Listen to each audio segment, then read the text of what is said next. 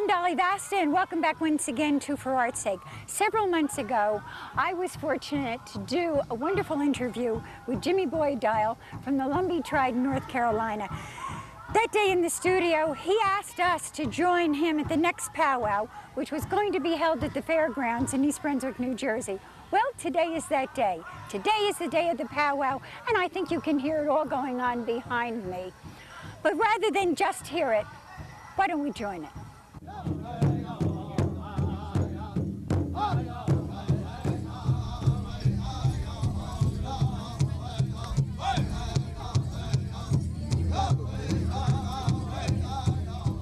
A powwow is a party, it's a celebration of life, it's a joyous occasion. This is what a powwow is all about. It's just not a show where the people pay and they sit and they watch a competition dancing. They should be able to join into the party. It's not the commercial aspect of what's being sold here, although you should see quality products being sold at a powwow. But the dancing is a celebration of life.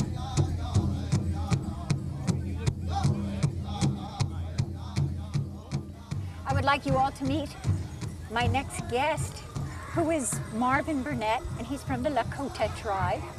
Did I say that right? The Lakota Nation. The Lakota Nation, that's right. And you said they were part of the Sioux? Yes, Most non-Indian people know us as the Sioux Nation, but other indigenous people know us as the Lakota.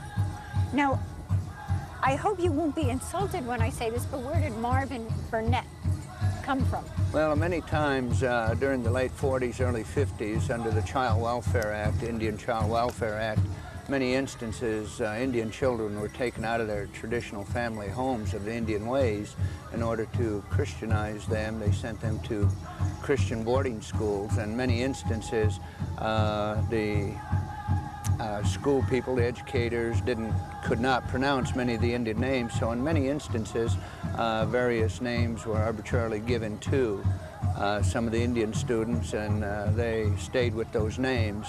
But many of the older traditional Indian families have very traditional names, and today, of course, we have many Indian people with original or common-sounding names.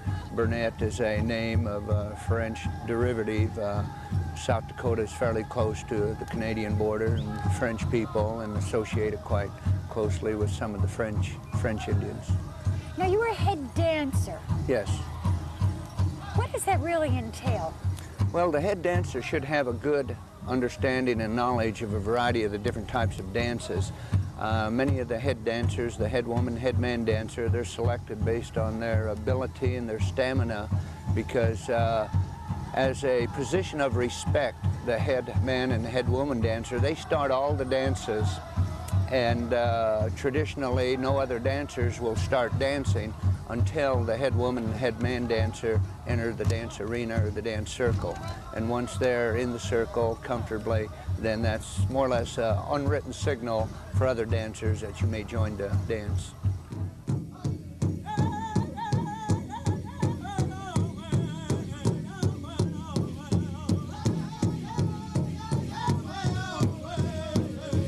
Native American dancing is a celebration of life, with a drum as its heartbeat. Each dance has form and story. The grand entry, that's a procession of entering the dance circle by category, regardless of tribal background and affiliation. It's a calling of all the dancers to the circle.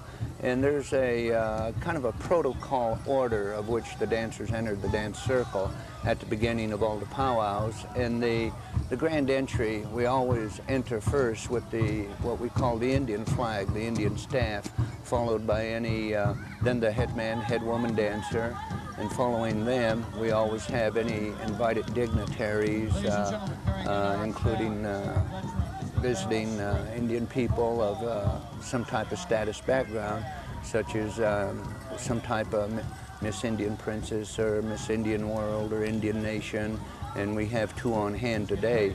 So in honor of them and their position, following them, then we have the traditional categories, because the traditional people are the oldest recognized of the things that we do today are the things that our ancestors started with.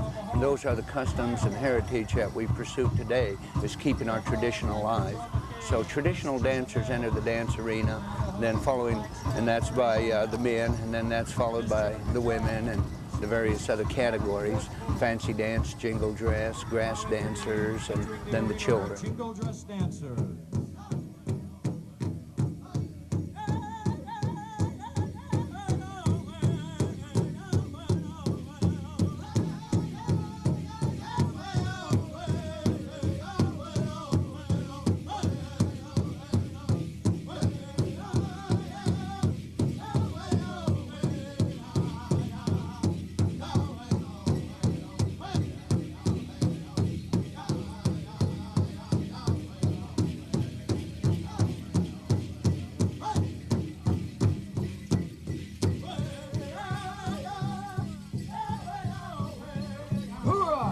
Let's give our dancers a big hand, ladies and gentlemen.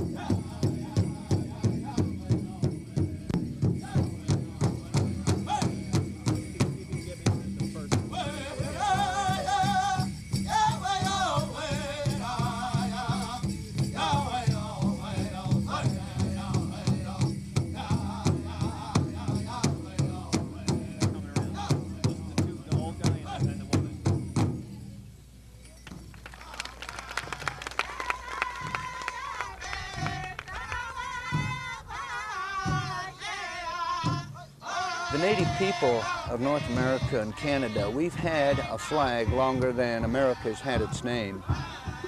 The flag that we have a great deal of spirituality and respect for is that of the eagle, because the eagle to the native people represents a messenger between us as individuals and our Creator and our spirituality.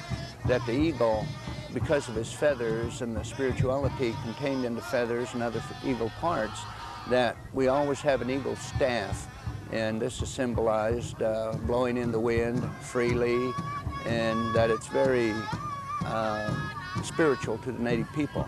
So we always enter with a staff, and in honor of all native people, we always do a flag song.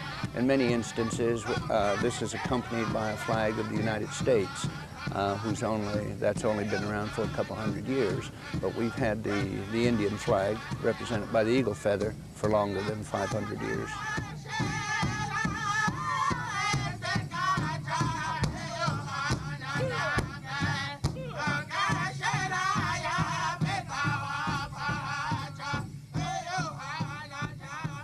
We were allowed to tape everything all day, with one exception, the Veterans Dance, out of respect to past, present, and future warriors. Well, the Veterans Dance is very traditional to the indigenous people of this country, because after 500 years, indigenous people were still here in face of a great deal of adversity and problems that native people have faced here. And when we do a Veterans Dance, we're honoring those fallen warriors of the past. We also honor those veterans of today who may be serving in the armed forces, the Army, Air Force, Navy, and the Marines, maybe those women and men stationed all over the world. But also we have to look ahead, not only in the past, but to the present day. But tomorrow we have another style of warrior that we honor in a traditional way. And tomorrow's wars are the concept of global warming, the greenhouse effect, the ozone layer, pollution, nuclear pollution, toxic waste. And these are the type of things that warriors of tomorrow will be faced with. But for today, we honor those warriors, those fallen warriors who have defended their land, their people, their hunting grounds, and their family traditional way of life. So the Veterans Dance is very traditional to all indigenous people of the northern United States and North America.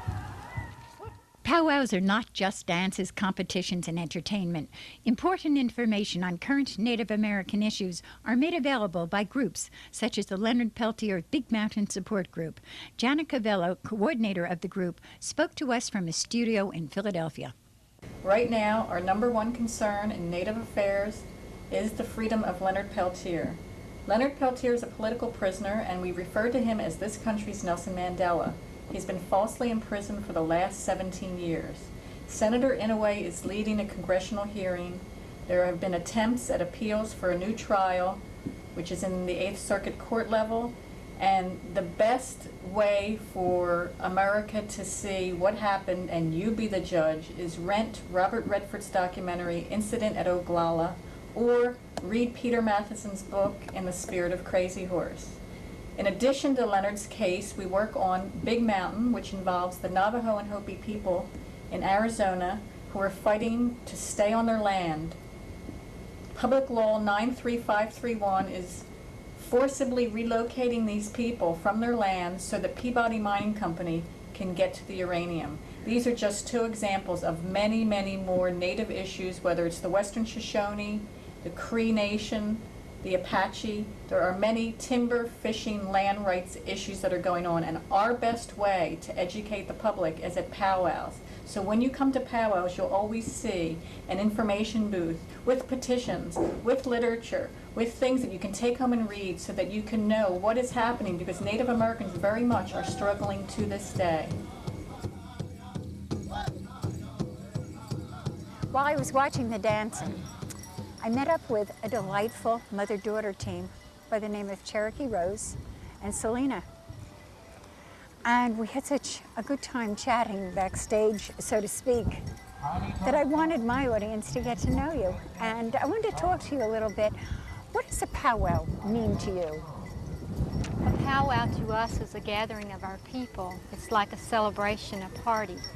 And we celebrate life. We celebrate seeing our old friends and making new friends. And we celebrate the drum. The drum is the heartbeat of our people. That's what you said before, that the drum was the heartbeat Of our people. The drum is very spiritual to us. What do you think it does for the communities that these powwows come into? I believe and I hope and pray that it crosses the culture, and it brings, it promotes awareness to our Native people that have still survived after 153 years of what was a genocide of our people through the Trail of Tears. And I hope that it brings about an inclusion of the people who are here today, who we can make to understand it was the government of yesteryear who took away our Indian rights and our Indian people.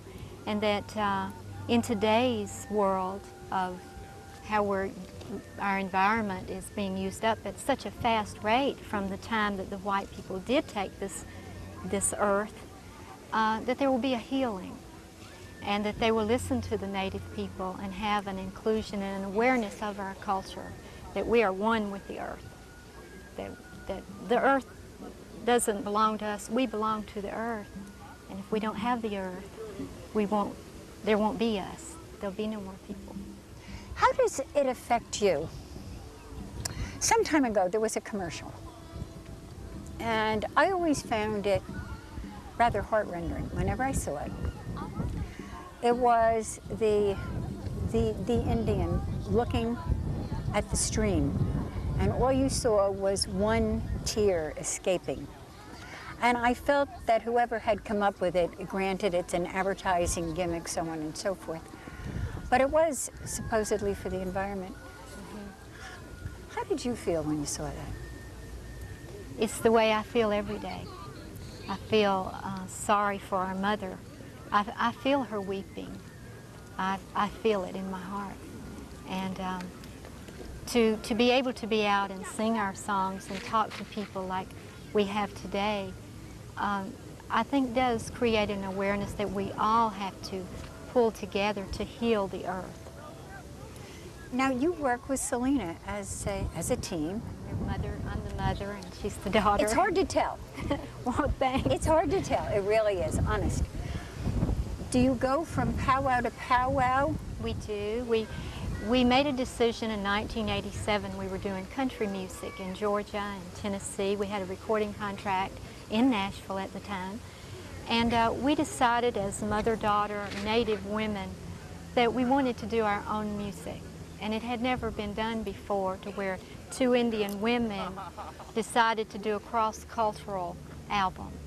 And so what we do basically is we take very contemporary today's music, everything from banjos to dobros to fiddles. We have a Nashville rhythm section out of Nashville on our albums. But by doing that, we cross the culture because we tell you our native stories, and we do tell it like it is, from the Trail of Tears to our love songs to our honor songs, but we do it to your music, to non-native music, although we have the inclusion of our traditionalists who drum and who play flute music and sing in our native language.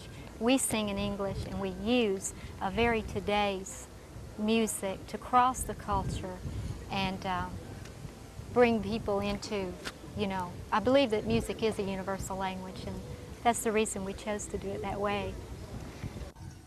I understand you write a lot of the music. Yes, ma'am. Yeah, I write stories that I hope get across to non-Indian people and people that aren't aware of the struggles and the histories of Indian people. When we were growing up in school, you know, you never read the stories of Wounded Knee or the Trail of Tears or about the Oregon Trail from Native people's point of view. And there are two different sides to that. And so when I write a song, I try to put a history lesson in it and hope that it can educate people. Well, I often thought that the history books, and I had said this to Jimmy when I talked to him some time ago, really never tell you the full story of anything concerning the American Indian. It is very one-sided, and I look at you two, and you are contemporary, and yet you always thought of the Indian woman as someone who was really, oh, I don't know how to explain it. Well, the Indian man holds the woman with a lot of respect because she's the giver of life. She gives him children, she bears his children. So the men are very respectful of the women. The women have a lot of say in a relationship. And there is not a submissiveness that, you know, like Hollywood has done a lot to hurt our imagery. Indian women have quite a voice with their men. But Indian men respect their women. The Native people, we take a great deal of pride in the children because we always say that it's the 7 generations of the unborn children who's going to take us into the next 500 years, because it's been over 500 years now since the European colonial arrived in this country, and that proves to us that 7 generations is 500 years, and we have another 500 years to do. So it's respect out of the necessity of the children, teaching them the traditional ways through our elders of their wisdom and knowledge to instill this in our young Indian children. It's them who's going to carry on our traditions.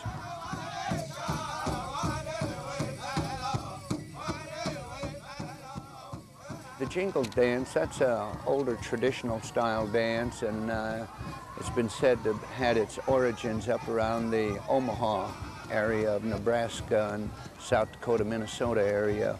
And the jingle dress dancing, that's just it's a traditional dance, and many of the dancers, it's becoming more and more popular today because it shows a very rhythmic form. It's saying thank you to our spiritual ways of being able to dance in a very special way, because it's a very old dance, and it makes us feel good when we see younger and younger people coming out to do the jingle dress dance, and it's a very traditional way.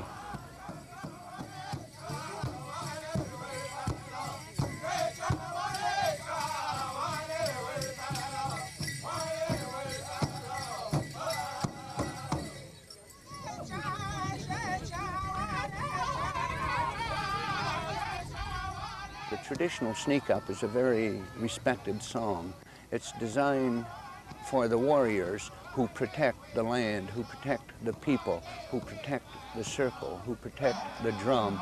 And it's a very traditional song, and for all males, this is something that we teach our children at a very young age, because when you look at a dancer during the course of a sneak-up dance, you look at his movements, his shoulders, his feet, his hands, his head. He's telling a story of maybe on a war party, of defending his people, or going into the enemy's camp, where he could have, at first, like counting coup, gone up and touched the enemy.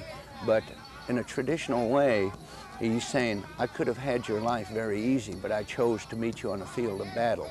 So that's what he's doing. He's telling the story of how I could have done that. But in a respectful way, I'll meet you on a field of battle. So the traditional sneak up is a very respected song, and that's respected by all nations and tribes. And generally it's done by the young men, the young boys, and the adults who are protecting the people and the land and the hunting grounds.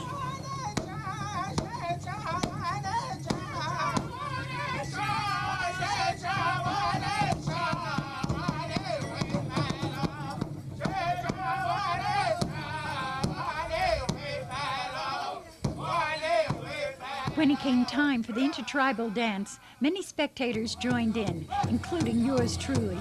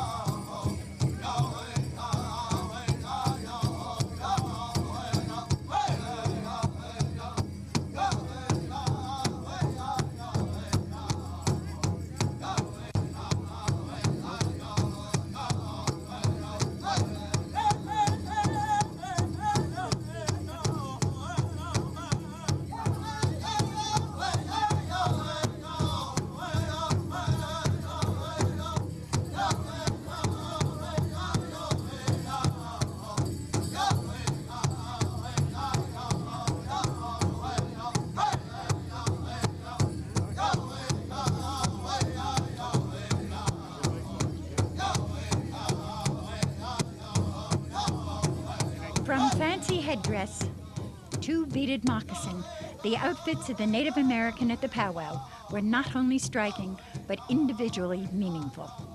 Well, I appreciate the fact that you said outfit, because many places where we go, people will say costume, your clothes and things like this. Depending on the location, many people will say regalia or outfit.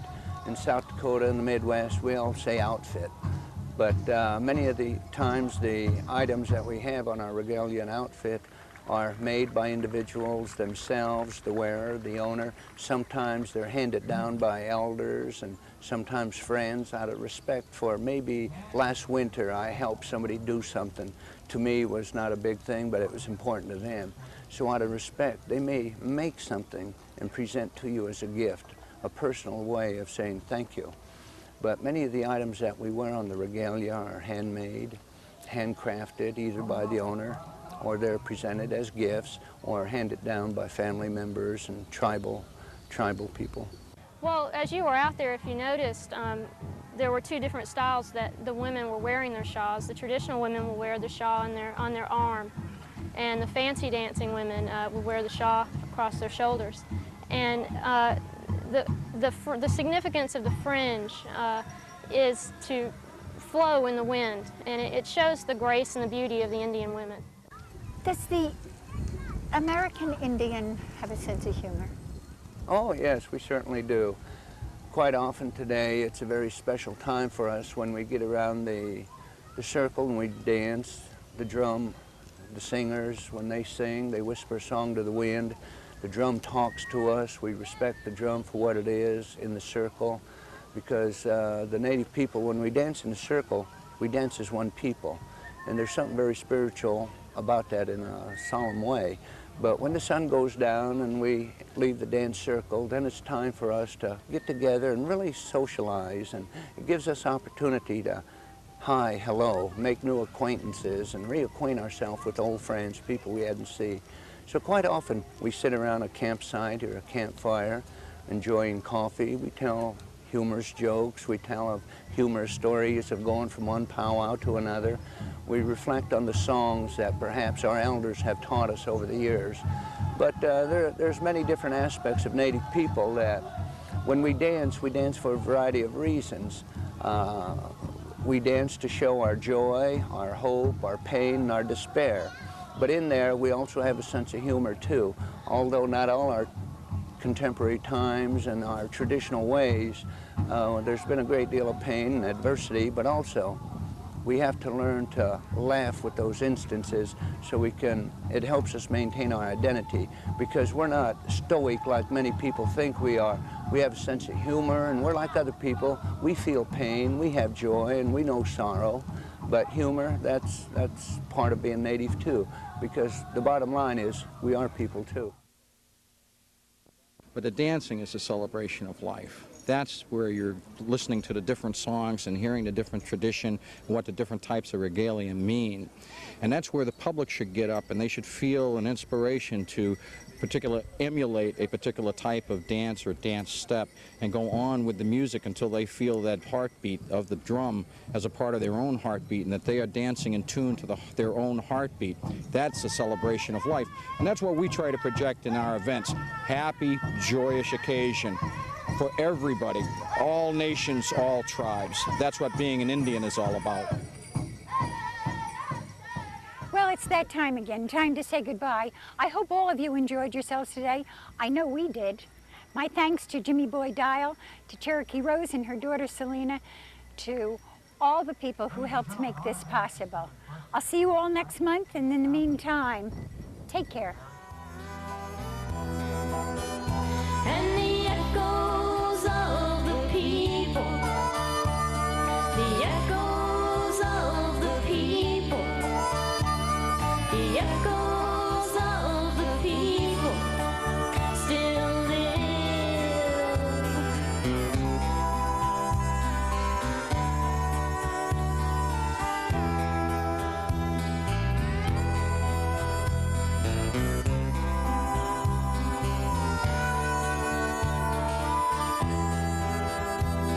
Today we walk to honor the years that so many tribes shed so many